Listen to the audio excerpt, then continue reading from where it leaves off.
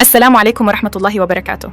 आप सुन रहे हैं पैगंबर ए इस्लाम हजरत मोहम्मद सल्लल्लाहु अलैहि वसल्लम की पाक जिंदगी की सिलसिलेवार कहानी। पिछले हिस्से में हमने देखा कि कैसे नबी ए रहमत हजरत मोहम्मद सल्लल्लाहु अलैहि वसल्लम अपनी युवावस्था में सच्चाई, ईमानदारी और अमानतदारी की वजह से अस-सादिक और अल अमीन के लक़ब से जाने गए। लोग अपनी कीमती चीजें उन्हीं के पास अमानत रखते थे और कारोबार में उनकी सच्चाई की मिसाल दी जाती थी। अब हम आगे बढ़ते हैं उस दौर की तरफ जब अल्लाह ताला ने उन्हें एक बहुत ही अहम जिम्मेदारी के लिए तैयार किया। मक्का की जिंदगी चल रही थी, लोग झालत और गुमराही में डूबे थे। हर तरफ बुत परस्ती थी, इंसानियत खो चुकी थी। अमीर गरीब को दबाते थे, औरतों की इज्जत नहीं थी, गरीब और यतीम को रौंदा जाता था। उसी अंधेरे में नूर का एक चिराग जलने वाला था। हजरत मोहम्मद सल्लल्लाहु अलैहि वसल्लम का दिल इन हालात को देखकर बेचैन हो जाता। वे अक्सर गारे हिरा नामक पहाड़ की एक गुफा में जाया करते। वहां जाकर तन्हाई में बैठते, सोचते, अल्लाह की याद करते और यह तलाश करते कि आखिर इस जल्म व सितम से इंसानियत को कैसे निजात मिल सकती है। घारे हिरा में उनकी रातें तसब्बुह और तफक्कुर, चिंतन और इबादत में गुजरती।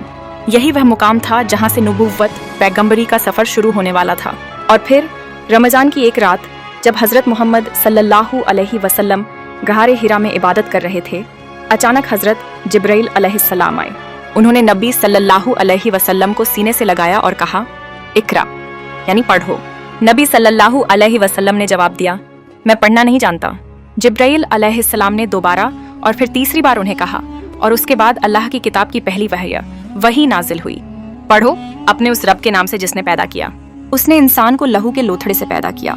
पढ़ो और तुम्हारा रब बहुत बड़ा करम करने वाला है, जिसने कलम के जरिए इल्म सिखाया और इंसान को वो बातें सिखाई जो वह नहीं जानता था।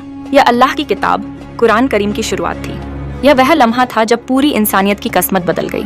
हजरत मोहम्मद सल्लल्लाहु अलैहि वसल्लम कांपते हुए घाट से निकले और घर पहुंचे। उन्होंने अपनी बीवी उम्मुल मोमिनीन हजरत खदीजा रज़ियल्लाहु ताला अन्हा से कहा, मुझ पर चादर डाल दो, मुझे ढक दो।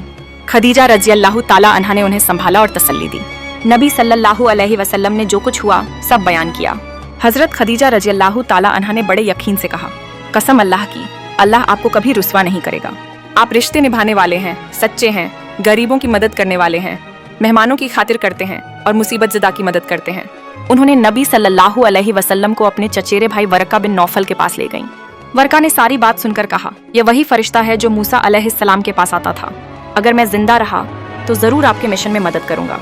यहीं से पैगंबर ए इस्लाम हजरत मोहम्मद सल्लल्लाहु अलैहि वसल्लम की नबुव्वत का सिलसिला शुरू हुआ। अब यह रोशनी धीरे धीरे पूरी दुनिया में फैलने वाली थी।